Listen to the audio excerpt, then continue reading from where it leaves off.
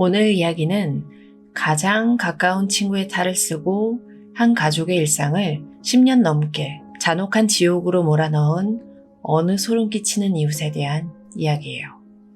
자, 그러면 이 믿기지 않는 영국의 종막이 시작됐던 그날, 2016년 8월 16일 미주리주로 가보겠습니다. 숨이 턱턱 막힐 정도로 엄청나게 덥던 어느 여름날의 오후였어요. 조용하고 평화롭던 리틀 브레이브 드라이브라는 주택가가 갑자기 발칵 뒤집혔습니다. 탕탕탕. 날카로운 총성 5발이 정적을 깨고 연달아서 울려 퍼진 거죠. 사실 총성이 울리기 직전 911 상황실에는 다급한 전화 한 통이 먼저 걸려왔어요. 전화를 건 사람은 이 집에 살고 있던 58세 여성 밤허비였습니다. 보통 사람들은 공격을 받고 상황이 다 끝난 뒤에 벌벌 떨면서 경찰을 부르잖아요. 근데 그녀는 달랐습니다. 마치 자신의 정당방위 상황을 실시간으로 중계하려는 것처럼 911에 전화를 걸어둔 채로 괴한과 대치하는 소리를 고스란히 녹음하고 있었던 거예요. 전화기 너머로는 다급한 외침과 함께 끔찍한 총성이 그대로 담겼죠. 구급대원들이 도착했을 때 복도에는 한 남성이 피를 흘리며 쓰러져 있었습니다. 팜업은 아주 당당하게 주장했어요. 차고에서 누군가 침입해서 칼을 휘두르면서 자기를 납치하려고 했다고요. 그래서 자기가 기적적으로 그 괴한의 손을 내리쳐서 칼을 떨어뜨리고 집 안으로 도망쳐서 침실에 있던 권총으로 쐈다는 거죠. 죽은 남성의 이름은 루이스 건펜버거, 33살의 청년이었죠. 근데 현장을 살피던 수사관들은 문득 묘한 기시감을 느끼게 됩니다. 루이스는 2005년에 겪은 사고 때문에 심각한 신체적 정신적 장애를 앓고 있었거든요. 혼자서 걷는 것조차 온전치 않은 이 청년이 어떻게 날렵하게 칼을 휘두르며 납치를 시도했다는 걸까요? 결정적으로 죽은 루이스의 주머니에서 나온 조잡한 메모 한 장이 수사관들을 당황하게 만들었습니다. 거기엔 삐뚤빼뚤한 글씨로 이렇게 적혀 있었거든요. 헙을 납치할 것. 그녀의 은행에서 러스의 돈을 빼앗고 헙을 죽일 것. 심지어 러스의 아내처럼 보이게 만들어라. 목에 칼이 꽂혀 있는지 확실히 해라. 라는 섬뜩한 문구까지 있었죠. 침입자가 자기 암살 지령서를 주머니에 넣고 범행을 저질렀다. 마치 누군가 경찰에게 보라고 일부러 써놓은 듯한 이 조잡한 메모 속에는 우리가 오늘 꼭 기억해야 할 이름 하나가 적혀 있었습니다. 바로 5년 전 아내를 죽인 살인범으로 몰려 모든 것을 잃었던 남자 러스 파리아였죠. 사건 직후 조사실에 앉은 팝헙의 태도는 더 기괴했습니다. 방금 사람을 죽인 사람 치고는 너무나 침착했거든요. 그녀는 조사실에 있는 카메라를 보면서 첫마디로 이렇게 물었어요. 이거 방송에 나가나요? 자기가 사람을 죽였다는 사실보다 언론에 어떻게 비칠지가 더 중요했던 거예요. 심지어 견인된 자기 SUV 차량을 언제 돌려줄 거냐며 수사관들에게 짜증을 내기도 했죠. 이 기이한 피해자의 모습을 보면서 수사관들은 직감했습니다. 이건 5년 전 러스 파리아를 지옥으로 밀어넣었던 그 끔찍한 영국의 제2막이라는 사실을요. 자, 그러면 도대체 5년 전 그날 러스에게 무슨 일이 있었던 건지 시간을 정확히 2011년 12월 27일로 되돌려 볼게요. 미주리주 트로이에 위치한 조용한 동네 수막 드라이브예요. 크리스마스 장식이 채 가시지 않은 아주 춥고 스산한 겨울밤이었어요. 이 집에 살고 있던 러스의 아내 베시 파리아는 당시 유방암 말기 판정을 받고 투병 중이었습니다. 이미 암세포가 간까지 전이돼서 시한부 선고를 받은 상태였죠. 그날 밤 9시 40분쯤 친구들과 영화를 보고 저녁을 먹은 뒤에 집으로 돌아온 남편 러스는 얼어붙은 손으로 거실 문을 열자마자 평생 잊을 수 없는 끔찍한 지옥을 마주하게 됩니다. 거실 바닥에 아내 베시가 쓰러져 있었어요. 온몸이 피투성이인 채로요. 그녀의 몸에는 무려 55번이나 날카로운 칼에 찔리는 적이 가득했습니다. 심지어 목에는 부엌 칼이 손잡이만 남긴 채 그대로 깊숙이 꽂혀 있었죠. 러스는 미친 듯이 비명을 지르면서 911에 전화를 걸었어요. 상담원조차 당황할 정도로 오열하던 그가 극도의 패닉 상태에서 이런 말을 내뱉었습니다. 제 아내가 자살한 것 같아요. 상식적으로 55번이나 찔린 자살이 어디 있겠어요. 하지만 경찰은 이 한마디를 러스가 내뱉은 아주 터무니없는 헛소리로 단정 지어버려요. 아내의 시신 앞에서 몸을 가누지도 못하고 바닥을 뒹굴면서 오열하는 남편의 그 슬픔조차 수사관들은 아주 가식적이고 의심스러운 연기라고 꼬리표를 딱 붙여버린 거죠. 여기에 더해서 현장에는 아주 이상한 위화감이 있었습니다. 거실은 피바다인데 부엌 싱크대와 욕실 샤워기는 물기 하나 없이 뽀득뽀득하게 닦여 있었거든요. 오히려 집안에는 지나칠 정도로 톡 쏘는 락스 냄새가 진동하고 있었습니다. 누군가 배 씨를 난도질한 뒤에 아주 여유롭게 자기 몸의 틴피를 씻어냈다는 얘기가 되죠. 경찰은 이 소름 끼치는 여유에서 제3자의 침입자를 의심하지 않았습니다. 대신 옷장에 있던 러스의 슬리퍼에서 미세한 핏자국이 나왔다는 이유로 그를 유력한 용의자로 지목해버렸죠. 경찰이 머릿속에는 이미 게으른 시나리오가 굳어져 있었거든요. 남편이 홧김에 죽이고 락스로 씻어낸 뒤에 알리바이를 만들고 왔다. 이런 경찰의 확신에 불을 지핀 여자가 있었습니다. 앞서 말씀드린 2016년의 주인공, 바로 그 친절한 친구 팜헙이었죠. 슬픔에 잠긴 척 경찰서에 나타난 팜헙은 수사관들에게 아주 결정적인 독을 풀기 시작합니다. 경찰관님, 러스는 평소에 폭력적이었어요. 배 씨는 항상 남편을 무서워했죠. 수사관들의 귀가 번쩍 뜨일 수밖에 없었겠죠. 피해자의 가장 절친한 친구가 남편을 가정폭력범으로 몰아세웠으니까요. 당시 주변 사람들에게 팜헙은 그야말로 날개 없는 천사였습니다. 배 씨가 암으로 고통받을 때 헌신적인 이웃이었거든요. 근데 사건 발생 단 5일 전인 12월 22일, 이 두 사람 사이에 아주 기묘한 서류 작업이 하나 진행됐습니다. 가족들 몰래 배 씨의 생명보험금 15만 달러, 우리 돈으로 약 2억 원의 수익자가 갑자기 팜헙으로 바뀐 거예요. 팜헙은 젊은 시절에 보험업계에서 일하다가 서명 위조로 해고당한 전력이 있는 베테랑이었습니다. 보험금 시스템의 허점을 누구보다 잘 아는 전문가였다는 뜻이죠. 경찰은 러스가 10만 달러의 보험금을 노리고 죽였다고 의심을 하면서도 정작 15만 달러를 사건 직전에 가로챈 팜헙은 아예 쳐다보지도 않았습니다. 나중에 보험금 이야기가 나오자 팜은 슬픈 표정으로 이렇게 말했어요. 배 씨가 남편을 못 믿겠으니까 저한테 맡긴 거예요. 하지만 이 말, 훗날 법정에서 새빨간 거짓말로 드러납니다. 딸들에게 주라는 건 그냥 제가 지어낸 말이었어요. 배 씨가 나 가지라고 준 거예요.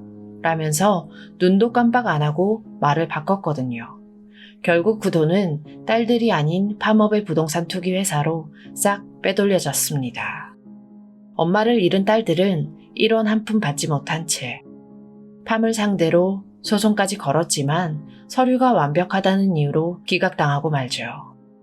죽어가는 친구를 차에 태우고 오던 그날 밤, 팜의 머릿속은 슬픔이 아니라 곧 계좌에 꽂힐 15만 달러의 숫자로 가득했을지도 모릅니다. 자, 이제 15만 달러라는 명백한 동기가 드러났으니까 수사가 팜을 향해야겠죠. 하지만 안타깝게도 2013년의 법정은 팜이 설계한 판타지 소설 속으로 걸어 들어갑니다.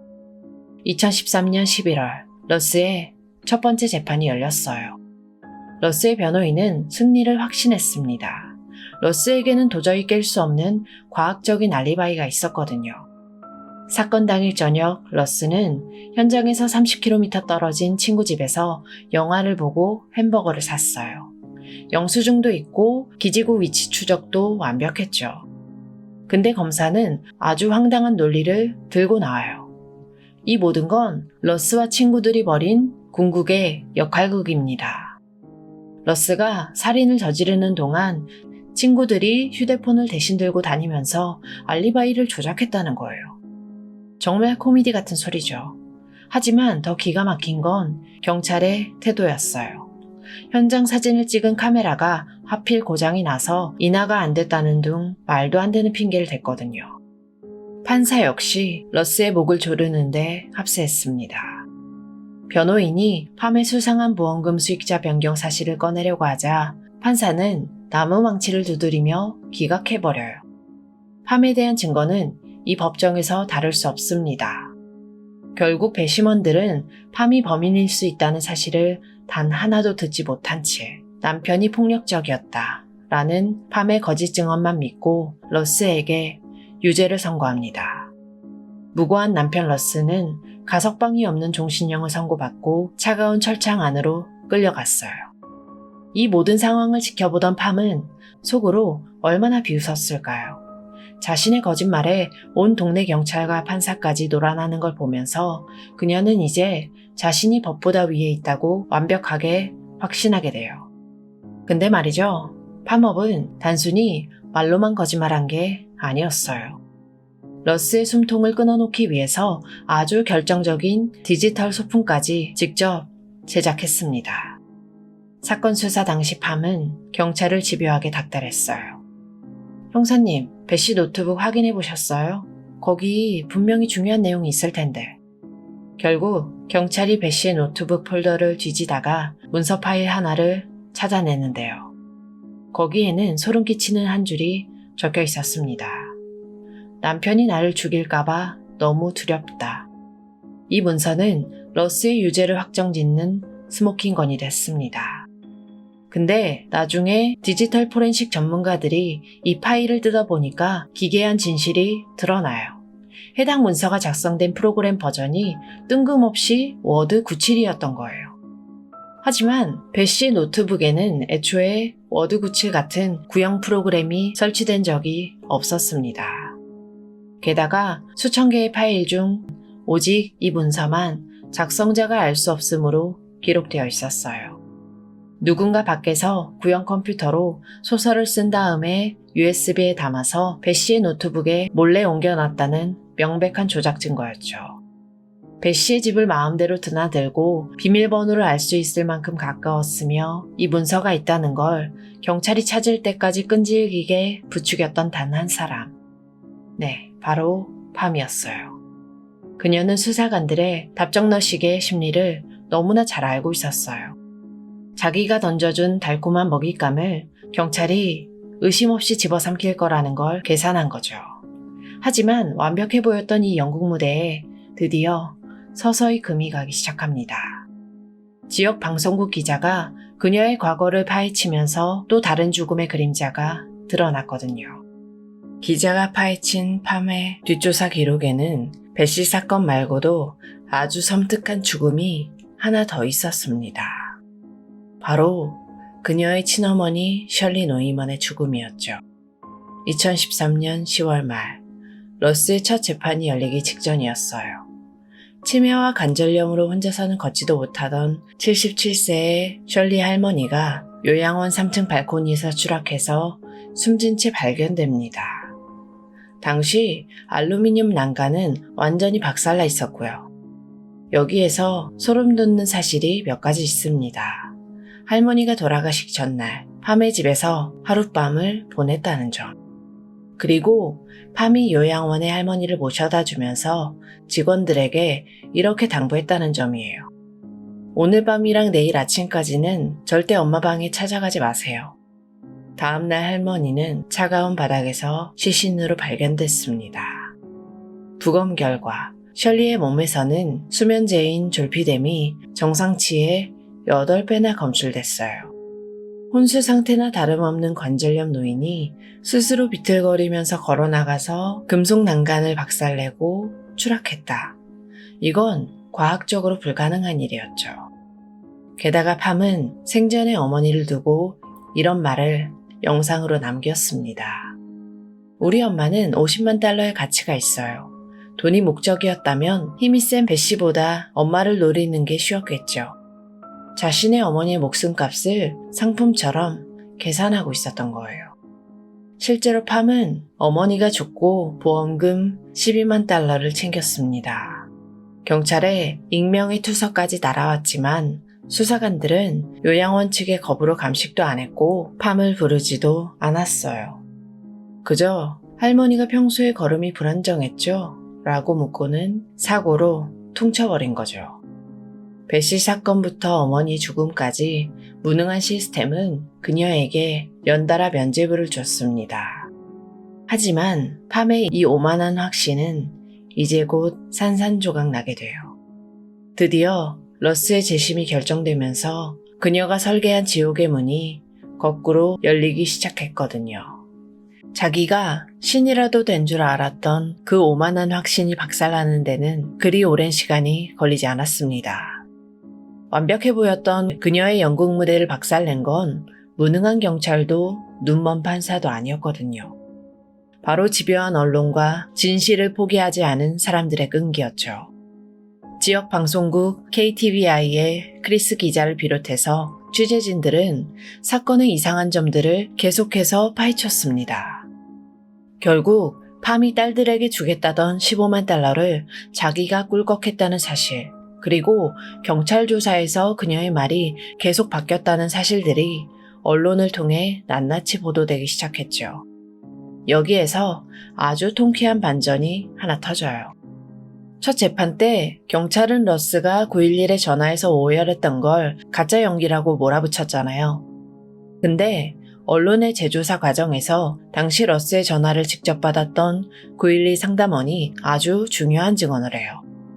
내가 그 전화를 직접 받았는데 러스는 진짜로 충격을 받고 오열하는 게 맞았다 라고 진실을 밝혀준 거예요. 경찰의 억지 주장이 보기 좋게 깨져버린 거죠. 심지어 러스의 첫 재판에 참여했던 배심원들조차 뉴스를 보고 충격에 빠집니다. 재판 과정에서 팜에 대한 이런 중요한 정보들을 단 하나도 듣지 못했다며 우리가 경찰과 검찰에 완전히 속았다 라고 언론에 폭로하기 시작한 거예요. 여론은 순식간에 뒤집혔습니다. 이때 대중의 분노가 어느 정도였냐면 언론의 보도를 본 아이오와주에 사는 한 여성이 일면식도 없는 팜에게 직접 전화를 걸어서 네가 배씨를 죽인 살인마지? 라면서 소리를 지르고 몰아붙이는 일까지 벌어질 정도였죠. 감옥에 있던 러스의 변호사가 이 기회를 놓칠 리가 없었죠. 그는 끝까지 포기하지 않고 항소심까지 밀어붙였고요. 결국 2015년 상급법원은 이 사건을 다시 재판하라고 명령합니다. 새롭게 배정된 판사의 지휘 아래 러스의 재심이 마침내 열리게 된 거죠. 2015년의 재심 법정. 이곳의 공기는 2년 전 러스가 억울하게 끌려가던 날과는 완전히 달랐습니다. 드디어 변호사가 법정에서 팜이라는 이름을 마음껏 부를 수 있게 됐거든요. 여기에 아주 결정적인 과학적 증언이 더해졌어요. 현장을 직접 감식했던 CSI 요원 에이미가 법정에 나와서 아주 폭탄 같은 증언을 던집니다. 그 슬리퍼에 묻은 피는 현장에 있는 피를 밟아서 생긴 자국이 아닙니다. 라고 못을 박아버린 거예요. 경찰이 우겨대던 마지막 증거 하나까지 완전히 휴지 조각이 돼버린 순간이었죠. 상황이 이렇게 180도로 뒤집히자 가장 큰 패닉에 빠진 건 바로 팜이었어요. 그녀는 자신의 살인 동기를 가리기 위해서 아주 생뚱맞고 기괴한 거짓말들을 쏟아내기 시작했어요.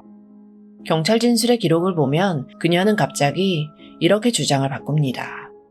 사실 배씨와 저는 아주 깊고 은밀한 성적인 관계였어요. 그래서 저한테 돈을 남긴 거죠. 정말 끔찍하지 않나요? 하지만 아무리 발버둥을 쳐도 한 번 무너진 연극 무대를 다시 세울 수는 없었습니다. 마침내 2015년 11월 7일 차갑고 매서운 초겨울 바람이 불던 날 판사는 러스에게 무죄를 선고해요. 거의 4년이라는 길고 끔찍했던 시간 끝에 러스가 드디어 자유의 몸으로 교도소 문을 나선 거예요. 가족들과 부둥켜 안고 오열하는 러스의 모습. 하지만 이 장면을 아주 차갑고 분노에 찬 눈빛으로 지켜보는 사람이 한 명 있었죠. 여러분도 예상하시겠지만 바로 팜이었어요. 그녀는 자신의 작품이 러스 때문에 완전히 망가져버렸다고 생각을 한 거예요. 분노와 불안감에 휩싸인 팜의 머릿속은 다시 차갑게 돌아가기 시작했습니다. 자신을 좁혀오는 위기에 벗어나기 위해서, 그리고 러스에게 다시 한번 지옥을 선사하기 위해서 말이죠. 그녀는 이제 세상에서 가장 멍청하고 잔혹한 가짜 살인 사건을 치밀하게 설계하기 시작합니다. 앞서 말씀드린 것처럼 팜은 러스에게 다시 한번 누명을 씌워야 했어요. 그러기 위해서는 자기를 찔러 죽이려다가 실패한 아주 완만하고 완벽한 희생양이 한 명 필요했죠. 시간은 2016년 8월로 넘어갑니다. 숨이 턱턱 막힐 정도로 덥던 어느 여름날이었어요. 팜은 직접 거리를 돌아다니면서 자기 연극에 출연할 배우를 찾기 시작합니다. 동네 사람들에게 다가가서 자신을 캐시라고 소개하면서 이런 제안을 던져요. 제가 방송 프로그램 PD인데요. 911 신고 재현 알바 한번 해보실래요? 그냥 대본만 읽어주시면 $1,000를 드릴게요. 어이가 없죠. 하지만 길을 걷던 멀쩡한 사람들은 다들 이 수상한 제안을 거절했어요. 결국 그녀는 타겟을 바꿉니다. 판단력이 흐리고 자기 마음대로 통제하기 쉬운 아주 불쌍한 약자. 장애인 청년 루이스 건펜버거를 찾아낸 거죠. 루이스는 교통사고 때문에 심각한 장애를 앓고 있던 순진한 청년이었습니다. 그는 $1,000를 주겠다는 악마의 유혹에 속아서 팜의 SUV 조수석에 덜컥 올라타고 말았어요.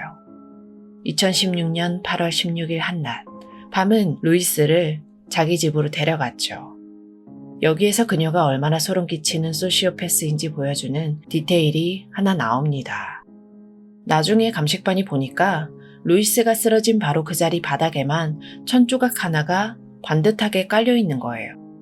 이게 무슨 뜻일까요? 사람을 총으로 쏴 죽이면서도 자기 집의 비싼 카펫에 피가 튀는 건 너무너무 싫었던 거예요. 그렇게 카펫을 보호할 준비를 마친 그녀가 영문도 모르고 서 있던 루이스를 향해서 권총 5발을 쏴버렸죠. 하지만 이번 연극은 너무 조잡했습니다. 일단 현장에 둔 살인 지시문 메모가 너무 가짜 같았고요. 더 결정적인 건 바로 돈이었습니다. 루이스의 주머니에서 $900가 나왔는데 밤에 침실 서랍장에서 빳빳한 $100 한 장이 발견됐거든요. 수사관들이 대조해보니까 1년 번호가 연속으로 딱 이어져 있었습니다. 은행에서 찾아온 $1,000 뭉치 중에서 $900는 죽은 루이스의 주머니에 쑤셔 넣고 나머지 $100는 깜빡 잊고 자기 서랍에 둔 거예요. 정말 어설프기 짝이 없죠. 결국 이 쏟아지는 증거들 앞에서 팜도 더 이상 빠져나갈 구멍이 없었습니다. 2016년 8월 23일 경찰은 마침내 팜의 손목에 차가운 수갑을 채우게 된 거죠. 그토록 오만하게 수사망을 빠져나가던 그녀가 드디어 경찰서 유치장에 차가운 철창 안으로 끌려 들어갔어요. 자신이 무슨 짓을 해도 절대 잡히지 않을 거라는 그 착각이 완벽하게 박살나버린 순간이었죠. 근데 유치장에 갇힌 팜은 가만히 있지 않았습니다. 경찰서에 도착한 직후 화장실을 쓰겠다고 하더니 안에서 아주 끔찍한 소동을 벌여요. 수사관들이 문을 열고 들어가 보니까 팜이 화장실 바닥에서 피를 흘리고 있었어요. 손에는 아주 평범한 볼펜 한 자루가 쥐어져 있었는데 그 볼펜 촉으로 자기 목과 손목을 미친 듯이 찌르면서 자해를 시도했던 거죠. 불과 며칠 전까지만 해도 사람을 죽여놓고 카메라 위치부터 챙기던 여자가 이제는 볼펜으로 자기 목을 찌르면서 발악하는 비참한 몰골이 된 거예요. 검찰은 그녀에게 사형을 구형하겠다고 발표했습니다. 무고한 장애인 청년을 도구로 써서 잔인하게 살해했으니까요. 사형의 공포가 닥쳐오자 그녀는 또다시 영악한 꼼수를 선택해요. 바로 알포드 폴리라는 제도였죠. 나는 죄를 인정하진 않지만 증거가 많아서 질 것 같으니까 형벌은 받겠다 라고 합의를 보는 거예요. 끝까지 잘못은 인정 안 하면서 사형만은 피하겠다는 아주 뻔뻔한 계산이었죠. 근데 그녀가 감옥에서 남편에게 전화를 걸어서 한 말은 이겁니다. 가족들이 더러운 재판 과정을 보게 하고 싶지 않아서 내가 희생한 거야. 결국 2019년 팜은 가석방 없는 종신형을 선고받고 사회에서 영원히 지워졌습니다. 판사는 그녀가 사법 시스템 전체를 우롱하려고 했다는 점을 아주 무겁게 꾸짖었어요. 심판은 여기서 끝이 아니었죠. 루이스의 어머니가 승소하면서 팜의 시급은 이제 100% 압류당하고 있어요. 감옥에서 푼돈을 벌어서 평생 죄를 갚아야 하는 인과응보를 겪고 있는 거예요. 근데 팜이 감옥에 갇혔다고 해서 이야기가 끝난 건 아니었어요. 그동안 그녀의 뒤를 봐주던 혹은 무능했던 그 견고한 시스템부터 갈아엎어야 했거든요. 러스는 무죄로 풀려난 뒤 소송을 제기했습니다. 자신을 살인범으로 몰았던 검사와 부보안관들을 상대로 말이죠. 결국 2020년 3월 국가가 자신들의 잘못을 공식적으로 인정했어요. 러스는 무려 203만 5천 달러, 우리 돈으로 약 27억 원이 넘는 배상금을 받게 됐습니다. 정의의 심판은 여기에서 멈추지 않았어요. 러스를 유죄로 몰아넣었던 판사와 검사도 결국 선거에서 패배하면서 자리에서 쫓겨나고 말았죠. 주민들이 투표로 그들을 단죄한 거예요. 근데 진짜 소름 돋는 진실은 2025년에 또 터집니다. 첫 재판 때 카메라가 고장나서 사진이 없다 라고 했던 수사관 마이크가 위증죄로 기소됐거든요. 근데 그를 변호하러 나온 사람이 누구냐? 예전에 러스를 기소했던 그 검사였습니다. 끝까지 자기들끼리 밀어주고 끌어주는 그 모습에 사람들은 경악할 수밖에 없었죠. 하지만 이제 팜을 감싸던 보호막은 사라졌습니다. 새로 부임한 검사는 과거의 수사가 확증 편향으로 가득 찼었다 라고 비판했고요. 사라질 뻔했던 배씨의 혈흔과 물증들도 다시 수사팀의 손에 들어오게 된 거죠. 2021년 팜은 드디어 배씨를 살해한 혐의로 다시 기소됩니다. 하지만 이 재판을 앞두고 누구도 예상치 못한 기묘한 증거 하나가 새롭게 발견됐어요. 그 기묘한 증거의 이름은 바로 DNA였습니다. 현재 진행 중인 배씨 사건의 재판정, 팜의 변호인이 아주 날카로운 반격을 시작했어요. 최첨단 감식 기술로 다시 증거들을 훑어봤더니 살해 당시 배씨가 입고 있던 셔츠 소매랑 목 부분에서 아주 미세한 제3의 남성 DNA가 나온 거예요. 이 DNA는 러스의 것도 아니고 수사 대상자들의 것도 아니었습니다. 변호인은 진범이 따로 있을지도 모른다 라며 의구심을 심어주고 있죠. 이 변수 때문에 재판은 2028년까지 연기될 수도 있다는 전망이 나오고 있어요. 배씨가 세상을 떠난 지 어느덧 15년. 딸들의 기억 속에 엄마 목소리는 점점 희미해져 가는데 진실이 나오는 날은 자꾸만 미뤄지고 있으니까 참 안타까운 일이죠. 그럼 팜은 지금 감옥에서 어떻게 지낼까요? 그녀는 수감자들을 가르치는 튜터로 일하면서 여전히 무죄를 주장하고 있습니다. 하지만 안전상의 이유로 다른 죄수들과는 철저히 격리돼서 생활하고 있죠. 다른 죄수들에게도 환영받지 못하는 혼자만의 공간에 갇힌 선생님인 셈이에요. 가끔 찾아오는 취재진에게 그녀는 뻔뻔한 말투로 말합니다. 저는 배씨를 정말 사랑했던 친구일 뿐이에요. 그녀는 여전히 이 연극을 끝낼 생각이 전혀 없어 보여요. 하지만 세상은 이제 그녀의 다음 대사를 더 이상 믿지 않죠.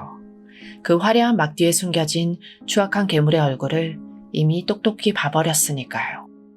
그 추악한 괴물이 무대에서 완전히 끌려 내려오기까지 참으로 길고도 잔혹한 세월이 흘렀습니다. 축제가 끝나고 불이 꺼진 적막한 극장처럼 이제 남겨진 건 텅 빈 객석과 평생 지울 수 없는 흉터를 가진 사람들 뿐이죠. 무죄를 받았던 남편 러스는 이제 쉰을 넘긴 중년이 됐습니다. 그는 2018년에 재혼해서 새로운 가정을 꾸렸고 배상금으로 마련한 집에서 조용히 살고 있다고 해요. 인터뷰에서 그는 진실이 나왔다는 것만으로 이제야 숨을 쉴 수 있다 라고 담담하게 웃어 보였지만 그의 눈가에는 빼앗긴 10년의 세월이 고스란히 남아 있었습니다. 배 씨의 두 딸의 상처는 더 깊을지도 몰라요. 엄마가 암으로 죽어갈 때 곁을 지켜준 고마운 이모가 사실은 엄마를 죽인 살인마였다는 사실. 심지어 엄마 보험금을 두고 자기들과 법정 싸움까지 벌였던 그 이모를 용서할 수 있을까요? 그녀들은 여전히 매년 엄마 묘지를 찾아 꽃을 둡니다. 우리는 팜이라는 이 귀괴한 인물을 보면서 악의 평범함을 목격했습니다. 그녀는 이웃에게 파이를 구워다 주던 평범한 아주머니의 얼굴을 하고 있었죠. 하지만 그 미소 뒤에서 돈을 위해 어머니를 밀었고 장애인 청년을 짓밟았습니다. 타인의 고통을 자신의 소품으로 활용하는 그 치밀함이야말로 진짜 괴물의 모습이었던 거예요. 동시에 이 사건은 무능한 공권력이 얼마나 잔인해질 수 있는지 보여준 뼈아픈 숙제입니다.